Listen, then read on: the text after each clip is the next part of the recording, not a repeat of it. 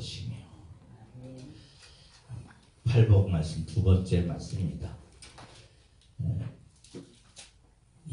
성경의 어떤 말씀도 다 귀하지만 특별히 산상수훈의 말씀은 주님의 핵심적인 말씀으로 귀하다 아니할 수 없고, 그 산상수훈의 말씀 중에서도 이 팔복의 말씀은 가장 귀한 말씀입니다. 우리가 다이아몬드 반지처럼 보석처럼 정말 빛나는 귀한 말씀입니다. 그런데 그 귀한 말씀에 오늘 본문에 보면 애통하는 자가 복이 있다고 말씀하고 있어요. 아니, 우리 생각하고는 다른 역설적인 지금 말씀을 주님께서 주시고 계십니다. 사도 바울은 보면 데살로니가서 5장 16절에서 항상 기뻐하라, 쉬지 말고 기도하라, 범사에 감사하라, 이는 그리스도 예수 안에서 너희를 향하신 하나님의 뜻이니라, 이렇게 말씀하고 계시고, 또 빌립보서에서도 보면은 기쁨의 서신이라고 하죠. 주 안에서 항상 기뻐하라, 내가 다시 말하노니 기뻐하라. 그러면서 기쁨에 대해서 말씀을 주고 계시는데, 오늘 예수님께서는 애통해야 된다고 말씀하고 있습니다. 근데 참 보면 그렇죠. 요즘 보면 우는 거를 강조하지 않고 웃는 걸 좋아합니다. 그래서 유머 많은 사람들 인기가 좋죠. 요즘 뭐 테레 프로두고 뭐 우차싸 뭐 하여튼 개그 콘서트 이래가지고, 또 요즘 보면 교계에서도 웃음 치료사 해가지고 웃으면 아주 놀라운 그런 신체 반응 속의 병도 치유받고 그런 역사가 있는 걸.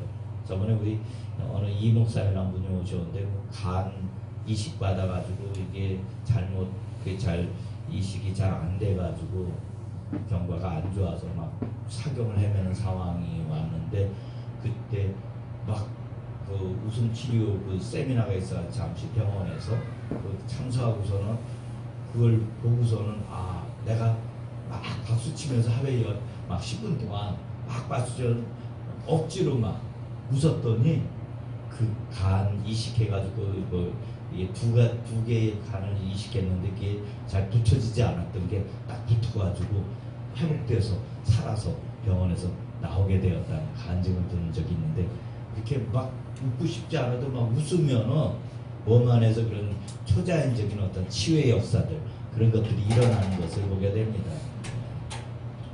그래서 사실 웃으면 복이 오는데, 우리 생각에 웃어야 복이 온다고 생각하는데, 오늘 예수님께서는 애통하는 자가 복이 있다. 애통하는 자. 특히 요새 애통하다 것은 텐테오 70인역에서는 텐테오 이 단어가 어느 때 쓰여지냐면, 이 야곱이 정말 라헬의 아들 그 요셉을 너무 애지중지 총애해가지고 막 색동옷 입고 그랬었는데, 그 요셉이 어느 날 형들 이렇게 한테 갔다가 돌아오질 않았어요. 근데 나중에 형들이 이제 요셉의 옷을 피묻혀가지고 와가지고서는 요셉이 짐승에 찢겨 죽은 것 같습니다. 그럴 때 그 야곱이 그 사랑하는 총애하는 아들이 짐승에 물려 찢겨 죽었다는 그 생각에 막 비통하면서 애통하면서 막 울 때, 그때 쓰여진 단어 헨테오의 애통인데, 그래요. 과연 이게 복이 있는가? 근데 참 묘한 것은 아랍 격언에 보면은 항상 햇볕만 내리쬐면은 사막이 된다. 비가 적절하게 강수량이 내려져야 되는 것이죠. 사실 울어야 사는 것이. 갓난 아이가 태어났을 때도 일부러 의사 선생이 엉덩이를 때려서 울립니다. 그래 울어야 아이가 이제 호흡을 하게 돼서 살게 되는데요. 그래서 어떻게 보면 우리 인생은 울음으로 시작해가지고 또 죽을 때도 장례 지낼 때 보면 다 사람들 애도하면서 울죠. 그러니까 울음으로 끝나는 것 같습니다. 그래서 전도서 기자 지혜의 말씀 보면 7장 4절에 지혜자의 마음은 초상집에 있으되, 그래요. 그래서 울음에 대해서 우리가 좀 생각하기 원하는데, 여러분 좀 요즘 눈물샘에 좀 눈물이 잘 나오고 계십니까? 그게 나와야 또 복된 거예요. 저번에 우리 진숙령 선교사님이나 어떤 분들 보니까 이 면역 기능이 나빠져가지고 면역 질환을 앓게 될 때 보면 눈물새 막 이런 게 말라가지고 눈물이 안 나온다는 거예요. 쇼그렌 증후군 그래가지고서는 눈물이 안 나오면 너무 피곤한 거죠. 뻑뻑하고 고통스럽고. 그래서 눈물이 적절하게 나와야 돼요. 근데 또 보면 눈물 중에서 또 그런 눈물이 있어요. 악어의 눈물. 악어의 눈물 들어보셨습니까? 악어는 보면 참 묘한 건 저 눈물샘하고 침샘하고 같이 연결되어 있대요. 눈물샘의 신경과 입을 움직이는 신경이 같이 움직여가지고 이제 먹이를 잡아놓고 이제 먹으려고 그러면은 침샘이 우리가 나오잖아요. 근데 눈물도 흘린다는 거예요. 그 울면서 자기가 잡아먹은 사냥한 걸 먹는 거예요. 그래서 이제 악어의 눈물 그런 표현을 쓰는데요.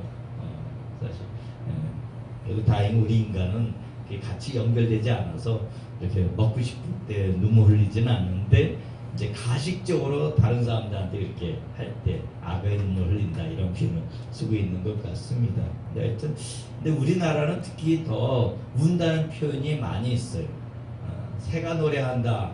뭐 영어로는 버사 singing 그런데 우리는 새가 운다 이런 표현을 쓰죠. 그리고 벌레도 울고 매미도 울고 또 심지어 보면은 주먹이 운다. 그래가지고 우리는 이 한이 많은 외적의 침략을 많이 받다 보니까 그래서인지 모든 표현이 다 울음에 대한 운다는 표현을 많이 쓰고 있는 것을 보게 됩니다. 하여튼 눈물도 울음도 복되지 않은 애통이 있죠. 울음이 있습니다. 제가 원통해가지고 분통함에 우는 것 그런 것들은 오늘 본문 말씀에서 얘기하는 것은 아닌 것이죠.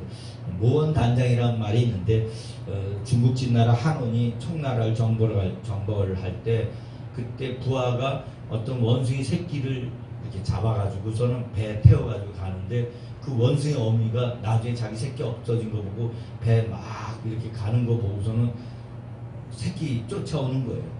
그래가지고 막 그러다가 배가 이제 그 해변가 이렇게 강가 이렇게 다시 이렇게 배가 정박하게 될 때 그 어미 그 원숭이가 그 새끼 원숭이 막 쫓아오다가 배 위에 뛰어왔는데 그냥 거기서 죽어버렸대. 그래가지고 병사들이 그 어미 원숭이 배를 갈라봤더니 창자가 다 끊어졌다. 새끼 잃은 슬픔에 새끼를 빼앗긴 슬픔에 그냥 쫓아오면서 창자가 다 끊어져 버린 거예요.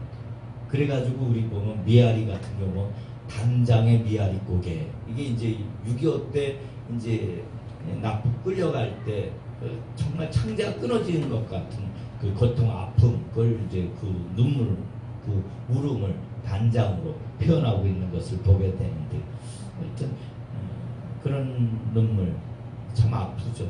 근데 또 괴테는 또 그래도 그런 말을 했습니다. 눈물 젖은 빵을 먹어보지 않은 자와 인생을 논하지 말라. 그래서 이 인생에서 많은 이제 뭐 질병 고통으로도 또 가난으로도 또 사별의 아픔이나 뭐 여러 가지 뜻하지 않는 어려움들을 겪으면서 우리가 애통하고 비통해할 때가 많이 있는데 그 아픔을 통해서 우리는 또 영적으로 더 성숙해지고 더 우리 안에 주님께서 믿음을 또 우리 안에 부어주시는 것을 많이 보게 되는데요. 그래서 정호승 시인은 이렇게 시를 쓴 시가 있습니다. 나는 눈물이 없는 사람은 사랑하지 않는다. 한 방울 눈물이 된 사람은 사랑한다. 기쁨도 눈물이 없은 기쁨이 아니다. 사랑도 눈물 없는 사랑이 어디 있는가. 나무 그늘에 앉아 다른 사람의 눈물 닦아주는 사람의 모습은 그 얼마나 고요한 아름다움인가. 그래서 우리가 눈물 속에서 그 미학이 있는 것을 보게 됩니다. 7080 세대 제가 어렸을 때 들었던 노래가 있는데 혹시 여러분 아실지 모르겠습니다. 조동진이라고 하는 가수가 부른 행복한 사람이라는 노래가 있는데요. 제가 참 노래를 이렇게 부르려면 떨려서 잘 못 부르겠는데 울고 있나요? 당신은 울고 있나요? 아 그러나 당신은 행복한 사람 아직도 남은 별 찾을 수 있는 그렇게 아름다운 두 눈이 있으니 아직도 남은 별을 찾을 수 있는 그런 아름다운 두 눈이 있기 때문에 당신은 행복한 사람이다. 이렇게 조동진이 노래하고 있는 것을 보게 됩니다. 조동진이 근데 이 노래를 마태오 5장 4절을 읽으면서 공동번역서를 읽으면서 이 노래를 지었다는 거예요. 그래서 제가 이렇게 저걸 봤더니 중학교, 고등학교를 그래도 미션 스쿨 다녔어요. 이제 대광중, 대광고. 그러니까 어릴 때 교회 다녔던, 나중에 성인 돼서도 신앙생활 했는지 모르겠는데, 그래도 미션 스쿨 다닌 그게 있어서 이 말씀을, 산상순의 말씀을 알고선 이 말씀에 기초해서 이 노래를 지었다는 것이죠. 네, 그래요. 그래서 하여튼 우리가 이 눈물이 우리에게 주는 그 의미가 남다르게 있는 것을 보게 됩니다. 근데 사실 오늘 예수님께서 말씀하시는 애통하는 자는 복이 있나니, 여기서 애통은 첫 번째는 무슨 애통이냐면 나의 죄를 보면서 통렬하게 회개의 눈물 흘리는 애통인 것입니다. 네. 다윗이 시편 6편 6절에 보면 내가 탄식함으로 피곤한 밤마다 눈물로 뗀 침상을 끼며 내 요를 적시나이다. 네. 통렬하게 회개를 했죠. 통렬하게. 네. 우리가 하나님 앞에서 통렬하게 나의 죄를 보면서 회개해야 돼요. 하나님 말씀대로 살지 못한 부분들, 거역하고 불순종하고 믿음으로 살지 않은 모든 것들, 더 거룩하게 살지 못했던 모든 것들 살피면서 통렬하게 회개해야 돼요. 사도 바울은 나는 죄인 중에 괴수다 이런 고백을 하고 있는 것을 보게 되는데, 나의 죄악된 모습들 철저하게 봐야 돼요. 근데 내 죄는 현미경으로 바라보지 않으면 잘 보이지가 않습니다. 말씀의 현미경을 비춰서 그 말씀을 통해서 내 죄성이 드러나야 되는 것이에요. 그래. 그 반다이크가 그린 황제 테오도시우스 1세를 가로막은 주교 암브로시우스라는 그 명화가 있습니다. 이게 무슨 말이냐면 AD 370년에 데살로니가 우리가 전서가 있는데, 그 도시에 반란이 일어나가지고 이 테오도시 황제가 아주 진압을 할 때 아주 잔혹무도하게 학살을 합니다. 당시에 데살로니가에 있는 시민 한 1850명을 아주 학살을 해버렸어요. 그 얘기를 이제 암브로시우스가 들은 거죠. 근데 이제 테오도시우스 황제는 어떤 사람이냐면 기독교를 콘스탄티누스 대제가 기독교를 공인했는데 테오도시우스 황제 395년에 기독교를 국교화시킨 믿음의 사람입니다. 하나님은 신실하게 믿어서 나중에 로마 제국 안에 기독교를 국교로 제정한 그런 황제인데, 이런 잔악무다 학살을 했다는 얘기를 듣고 암브로시우스가 그 테오도시우스 황제가 성당에 미사 드리려고 올 때 황제를 못 들어옵니다. 회개하지 않고서는 그 학살한 것에 대해서 아무리 나라를 다스리기 위해서 그 반란군을 진압해야 할 필요성이 있지만 무고한 양민까지 학살한 것에 대해서 회개하지 않고는 당신 못 들어옵니다. 그래가지고 결국 그 테오도시우스 황제가 이 암브로시 주교 앞에서 무릎 꿇고 회개했다는 거예요. 하나님 앞에. 그래가지고 나중에 결국 허락받아서 미사에 참여하게 되었다는 거예요. 그때 처음에는 이제 황제의 권위가 있으니까 회개 안 하려고 그랬죠. 그런데 다윗도 회개했는데, 침상을 띄우면서 그렇게 회개했는데 왜 당신은 황제를 또 회개 안 합니까? 막 책망을 해가지고 결국 찔림이 와서 이제 회개했다는 것입니다. 암브로시우스가 유명한 얼마나 기독교사에서 유명하냐면, 암브로시우스의 영향을 받아서 아우구스투스가 또 참회를 하게 됩니다. 암브로시우스의 설교를 들으면서 회개를 해가지고 사실 어거스틴이 나중에 위대한 하나님의 사람이 되게 되는데요. 아우지 차메록 같은 경우는 정말 무화과 나무 밑에서 자신의 죄를 통렬하게 회개를 하죠. 근데 그 탕자 어거스틴, 성자 어거스틴을 만든 자가 바로 암브로시우스입니다. 하여튼 우리가 보면 우리 죄성을 보면서 통렬하게 회개해야 돼요. 베드로가 보면은 예수님, 나는 죄인으로소이다. 나를 떠나소서. 누가복음 5장에도 보면은 물고기 크게 2배 가득 넘쳐 잡고 나서도 예수님의 그 하나님 아들 되심, 메시아 되심을 감지하게 될 때 나를 떠나소서 그러면서 나는 죄인으로소이다. 통렬하게 회개했던 것을 보게 되고, 또 여종 앞에서까지라도 3번 부인했을 때 나중에 아주 비통하게 통렬하게 회개를 하죠. 가룟 유다하고 베드로의 차이는, 가룟 유다는 깨달았어요. 자기가 지금 뭘 잘못했는지 알았지만 회개 눈물을 흘리지 않았던 것이죠. 그래요. 이사야도 보면은 이사야 6.5절 보면 성전에 올라가서 화로다 나여 망하게 되었도다. 나 입술이 부정한 사람이 입술이 부정한 백성 예고하면서 만군의 여호와시는 왕을 배웠음이로다. 그래서 철저하게 입술의 죄악까지도 회개했던 자가 이사야 선지자입니다. 그래서 시편 34편 18절 보면 여호와는 마음이 상한 자에게 가까이 하시고 중심에 통해하는 자를 가까이 하신도다. 시편 51편 17절도 하나님께서 기뻐하시는 심령이라 하나님과 상하고 통해하는 마음을 주께서 멸시하지 아니하시리다. 우리가 회개할 때 주님께서 기뻐하십니다. 회개의 눈물을 흘릴 때. 아멘. 근데 참 보면 신앙생활 하면서 그 회개거리를 잘 찾지를 못하는 것 같아요. 이게 회개도 이게 성령께서 임하셔서 회개형을 부어주셔야 되는 것입니다. 아멘. 제가 처음 소명 받을 때 오살리 기도원 갔을 때 하나님 내가 정말 사명자 맞습니까? 그 기도 제목 붙잡고 갔는데 기도글만 들어가면은 막 나도 모르게 일주일 내내 그냥 회개 눈물을 흘렸던 기억이 있습니다. 지난 나날들 세월들 처음에는 회안의 눈물을 흘리고 내가 이렇게 좀 실수하고 이렇게 잘못됐지 그러면서 근데 나중에 그게 계속 회개형으로 부어지니까 하나하나 내가 잘못했던 것들 불순종했던 것들이 다 드러나면서 일주일 내내 그냥 기도문만 들어가면 그냥 눈물을 흘리면서 막 회개했던 기억이 있습니다. 마틴 루터가 종교교육을 일으키면서 95개조 방망문을 썼는데 그 방망문에 보면은 신앙인의 삶이란 끊임없는 회개와 참회를 하는 것이다. 그러면서 당시 기독교 그리스도 귀족들을 향해서 고함 그러면서 회개를 촉구하고 카톨릭의 그런 주교 교황을 향해서 회개를 촉구하는 그런 방망문을 루터가 썼던 것을 보게 되는데 그래요.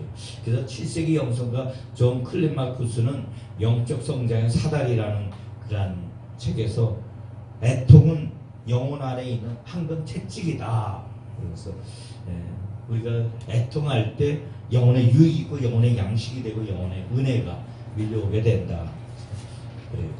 그래서 여러분 삶 가운데 정말 애통하는 자가 복이 있습니다. 아멘. 주님 앞에서 내가 정말 이 눈물샘에 회개형 가운데 터져나와서 하나님 내가 이런 것들 잘못했습니다 하고 통렬하게 회개하는 한 주간이 되길 원합니다. 아멘. 기선주 장모님이 평양 장대교회에서 사실 새해 첫 들어와가지고 첫해 1월 1일부터 15일까지 사경회를 펼치게 될 때 그때 기선주 장모님이 그저 남의 친구 집 그 아주 부자 친구 그 집사로서 돈을 관리한 적이 있었는데 그때 그 친구가 세상 떠나면서 이망인한테 그 돈 좀 이렇게 제가 맡고 있는 거 잘 전달해 달라 했는데 그 중에 일부를 이마 포켓한 거예요. 근데 나중에 그 평양 장대교회 사경회 때 하나님 그걸 터뜨려 주시고 건드려 주셨어. 그래가지고 모든 교인들 앞에서 그걸 부끄러운 자기 수치스러운 죄악을 드러내면서 회개하게 되었을 때 여기저기서 다 울부짖으면서 자신의 죄를 통회하며 자복하면서 회개했던 것을 보게 됩니다. 웨일즈 부흥도 일으켰던 이완 로버츠의 경우에도 회개를 했을 그러니까 복음을 말씀을 전하면 많은 사람들이 회개하면서 주님 앞에 돌아오게 된 것을 보게 되는데 그래요. 우리가 정말 주님 안에서 회개의 눈물을 흘려야 돼. 늘 자신의 죄악된 모습들을 살피면서 회개의 눈물을 흘릴 때 그게 복될 것입니다. 그래요. 두 번째는 우리가 자신의 연약함 때문에 또 애통할 수가 있는 것이 열왕기하 20장 25절 보면 히스기야 왕이 이제 내 집을 처치하라 정리하라 이제 불치병에 걸려서 이제 죽음 이제 선고받습니다. 그럴 때 성전에 나아가서 간절히 하나님 앞에 통곡하면서 기도합니다. 내가 진실과 성실함으로 주님을 섬겼던 것을 기억하옵소서 하면서 눈물을 흘리면서 그렇게 통곡하면서 기도했더니 주님께서 말씀하십니다. 내가 네 기도를 들었고 내 눈물을 보았노라. 그래서 우리가 우리의 연약함을 보면서도 회개 눈물을 흘려야 돼. 사도 바울이 보면 에베소 장로들을 사도행전 20장에 불러가지고서는 뭐라고 말하는 내가 3년이나 밤낮 쉬지 않고 눈물로 각 사람 훈계하는 걸 기억하라. 그러면서 정말 에베소 교회를 섬길 때에도 그런 에베소 교회 성도들을 바라보면서 그들이 정말 주님 안에서 새롭게 변화된 성숙한 그리스도인의 삶을 살 수 있도록 애쓰도록 하기 위해서 그러면서 또 자신의 또 무능함 그런 것들 로마서 7장에 보면 내가 하나님의 법과 죄의 법, 사망의 법 가운데에서 정말 그 자신의 연약함을 통렬하게 비통하게 눈물 흘리면서 기도하고 있는 모습을 보게 되는데 옛날 사막교부 판보라는 사람은 길거리 알렉산드리아 도시에 나가서 길거리에서 어느 여자가 거리에서 막 춤을 추는 것을 보면서 그 자리에서 그냥 통렬하게 웁니다. 주위의 사람들이 아니 당신 왜 지금 이렇게 우느냐 그랬더니 두 가지 때문에 운다. 첫 번째는 내가 그녀가 하나님을 믿지 않아서 슬퍼서 울고 또 두 번째는 그가 악한 인간들을 기쁘게 하기 위해서 저렇게 힘쓰는데 나는 거룩하신 하나님을 기쁘게 하기 위해서 애쓰고 있지 못하다는 것 때문에 내가 웁니다. 이렇게 말했다고 합니다. 그래요. 그래서 우리가 정말 주님 안에서 어떻게든지 한 사람 한 사람을 예수께로 인도하고 복음을 전하고 그들이 회개의 눈물을 흘리면서 하나님의 거룩한 성화된 믿음의 사람으로 새롭게 변화되도록 하기 위해서 우리가 그렇게 하지 못한 자신들의 모습 다른 사람들의 죄악까지도 자기가 비통하게 그 눈물 흘리면서 품어낼 수 있는 그런 믿음의 모습이 우리 가운데 있어야만 할 것입니다.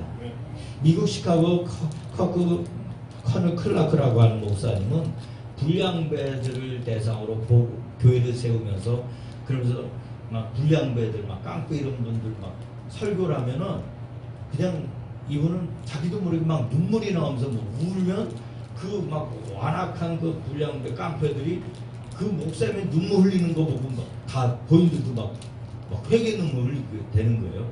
그래가지고서는 어디 가든지 사람 만나면 막 그냥 막 눈물이 흘러 나오는 거예요. 먼저. 그러면 뭐 그 눈물 보면서 사람들이 막 회개 눈물 또 주변 사람들이 다 흘리면서 회개하고 막 그런 역사가 일어나게 돼서 별명이 울보 목사였습니다. 근데 참 하루 이렇게 어디 장소만 가면 막 눈물이 터져나서 울면서 막 그러니까 참 비석고 그래가지고 하나님 나 이제 좀 안 울게 해달라고. 그때 정말 눈물이 이제 안 나오는 거예요. 사람들 만나고 뭐 이런 데도 말씀을 전할 때 눈물이 안 나오고. 근데 묘한 건 안 우니까 사람들이 회개를 안 해. 변화가 없는 거야. 역사가 안 나타나는 거야. 사역에. 나중에 다시 하나님 앞에 회개하고 남들 눈에 볼 때 창피한 것 같아도 눈물 좀 흘리게 해달라고. 다시 울보 목사 뭐 그렇게 닉네임 받아도 별칭 받아도 좋으니까 울게 해달라고. 그래가지고 다시 막 울게 되니까 다시 그 지역의 교회에 그런 회개의 역사, 그런 역사가 일어났다는 것입니다. 그래서 우리는 정말 우리 이웃을 향해서 또 교회와 세상, 나라와 민족을 향해서 통렬하게 울어야 돼. 통렬하게 비통해야 돼. 내 죄만 보면은 사실 뭐 어떤 사람들은 뭐 내가 울 이유가 뭐가 있겠는가. 그런데 우리 사회를 보면서 요즘 이 정치권이나 뭐 경제계, 뭐 이 문화계 모든 사회를 보면은 정말 주의 눈으로 바라보면은 울지 않을 수가 없습니다. 예수님께서 정말 눈물 없는 세대를 향해서 한탄하시면서 누가복음 7장 32절 보면 우리가 너희를 위해 피를 부어도 너희가 춤추지 않고 우리가 곡하여도 너희가 울지 아니하였도다 같으니라. 그러면서 정말 눈물 없는 세대를 비통하게 책망하게 하신 것을 보게 되는데, 예수님께서 사실 십자가 지시기 며칠 전에 감난산에 올라가서 예루살렘 성을 보면서 비통하게 우십니다. 예루살렘아 예루살렘아 하면서 비통하게 울어요. 왜냐하면 나중에 AD 70년 티투스 장군에서 예루살렘 성이 어떻게 멸망나고 얼마나 비참하게 정말 많은 사람들이 고통 가운데 죽게 되는지 그런 것들을 보았을 때, 그 죄로 인해서 그 대가를 치르는 그런 것들을 볼 때 예수님께서 예루살렘을 바라보면서 비통하게 울었던 것을 보게 됩니다. 사도 바울이 고린도 후서 2장 4절 보면 고린도 교회를 향해서 눈물의 편지를 썼는데요. 그건 내가 큰 환난과 애통한 마음이 있어 많은 눈물로 너에게 썼노니. 고린도 교회를 바라볼 때마다 이 사도 바울은 막 눈물이 터져 나오는 거예요. 너무나 안타깝고 너무나 그들의 모습들을 보면서. 왜냐하면 고린도 교회 보면 뭐 아굴라다 뭐 나는 개바파다 뭐 아굴라파다 뭐 그리스도파다 막 이래가지고 베드로파다 막 싸우고 막 그랬잖아요. 그래가지고 복음이 잘 들어가지 않고 은사는 나타나는데 서로 물고 뜯고 싸우는 모습 보면서 눈물의 편지, 그리고 사도 바울의 사도권을 인정하지 않는 그런 모습들을 보면서 눈물의 편지를 썼던 것을 보게 되는데, 하여튼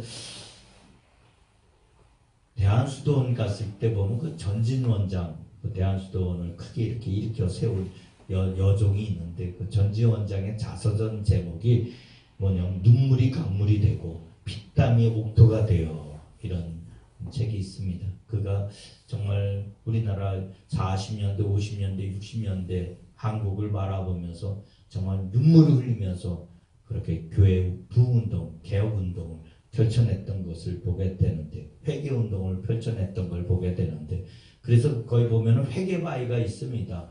유명한 회개바위가 있죠. 그래서 뭐 우리가 이름만 대면 아는 부흥사 목사들이 다 그런 회개바위에서 기도하다 회개가 터지고 그러면서 능력받고 그랬던 것을 보게 되는데, 하여튼 우리가 보면 이 주기철 목사님이 일사가고 그 설교에서 보면은 참 그때 당시 일제시대 때 많은 목사들이 신사참배하면서 하나님을 떠나서 우상숭배에 빠져 있을 때, 그때 이런 통곡하면서 이렇게 말을 합니다.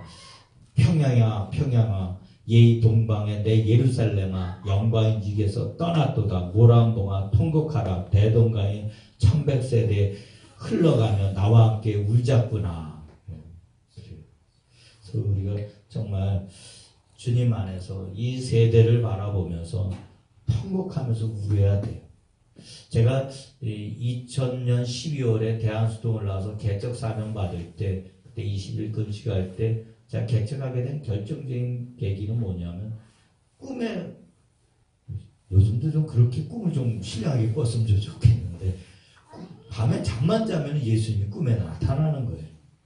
근데 얼굴은 보이지 않는데 예수님이다 하는 느낌은 아는 거예요. 근데 신원님은 그분이 제 옆에서 그렇게 우시는 거예요. 흐느껴서 우시는 거예요. 나중에 계속 꿈에 제가 주님 앞에 물었죠. 주님 왜 우십니까? 내 백성은 이리한테 물려서, 양떼들이 그냥 이리한테 물려 뜯어서 사자꿈에 물려 뜯겨가지고 피 흘리면서 끌려가는데, 목자들이 배에 기름져가지고 좋다 하고 있다는 거예요. 그래서 그 음성, 그 모습을 21일 동안 금식 기간에 매일 보여주는 거예요. 그래서 주님 기쁘시게 하는, 주님을 울지 않는 그런 교회 사역, 그런 교회를 세우겠습니다 하고 사실 개척을 하게 되었는데, 참 아직도 참 많이 부족해요.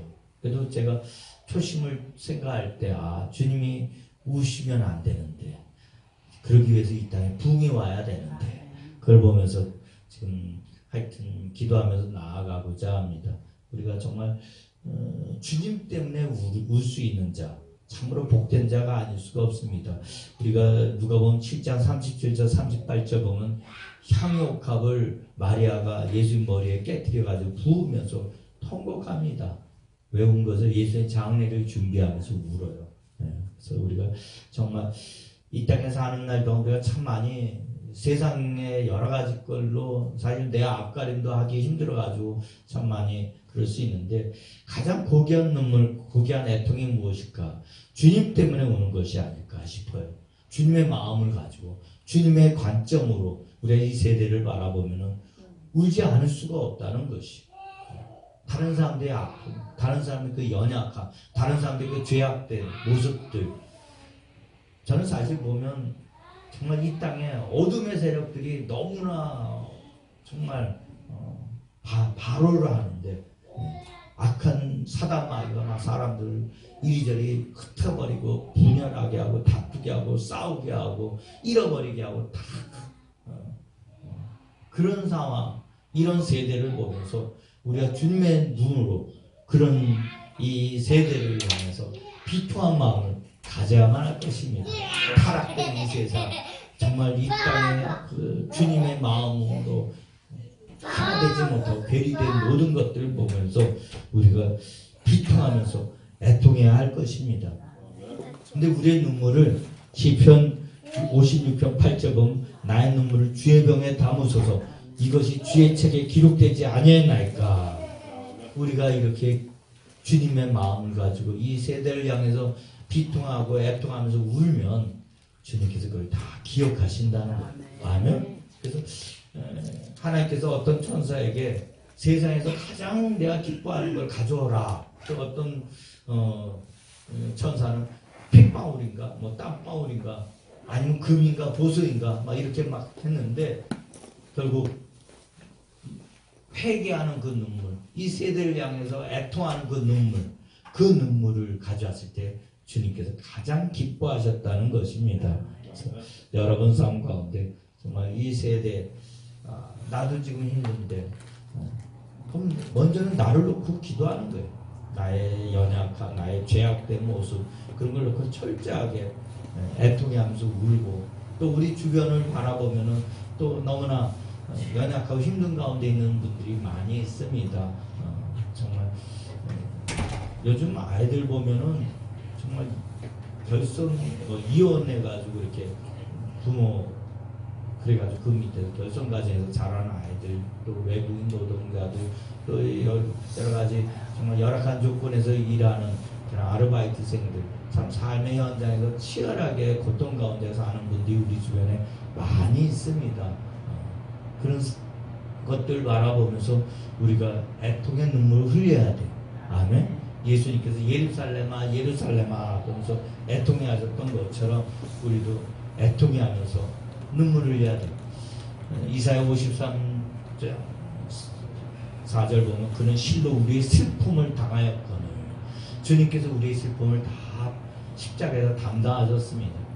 그러면서 히브리서 5장 7절도 그는 육체에 계실 때 심한 통곡과 눈물로 간구와 소원을 올렸고, 그러니까 예수님이 그렇게 많이 우셨어요. 그래서 진정한 영생의 그 끝은 우는 데 있는 거예요. 나의 죄를 바라보면서, 나의 무능, 연약함을 바라보면서, 또 다른 사람들의 그 아픔들, 고통들 보면서, 죄악들 바라보면서 우리가 눈물을 흘려야 주님께서 그 눈물을 귀하게 보십니다. 여러분 삶 가운데 정말 지난주에 우리가 심령이 가난한 자 부토코스 얘기했던 완전히 박살, 애통하지 않을 수가 없는 것이죠. 완전히 내가 박살나고 파산당하듯이 영혼의 파산, 완전히 다 깨어져 가지고 어느 거 흔적 하나 건질 수 없는 그런 처참한 나의 모습을 보면서 우리가 애통해야만 할 것입니다. 그래서 신앙생활 쉽지 않아요. 어떤 의미에서 보면 이런 것들 자꾸 놓쳐서 자기를 포장하면서 신앙을 하는데, 그러다 보면 나도 모르게 이제 바리새인 서기관처럼 돼. 세리제인처럼 가슴을 치며 나를 불쌍히 여겨달라고 주님 앞에 이런 애통하면서 기도하는 그런 자리로 나아가야 되는데 잘 안 되죠. 그런 말씀을 생각하면서 주님 앞에 애통하는 자가 되시길 주의 이름으로 축원드립니다. 눈물의 골짜기를 지나지 않고는 천국에 갈 수 없다고 토마스 왓슨은 말을 하고 있습니다. 기도하겠습니다. 하나님 아버지,